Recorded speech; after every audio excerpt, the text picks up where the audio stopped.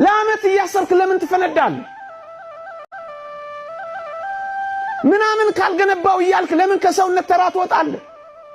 ለምን ትሰርቃለህ? ለምን ታታልላለህ?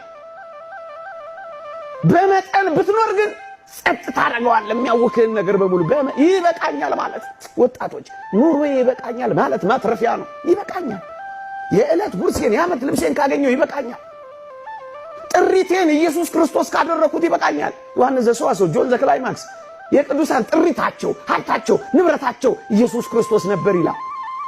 ለምን ነው የምትጨነቁት? ለማጌጥ ለማሸብረቅ። ለምንድን ነው መከራ የምትበሉት?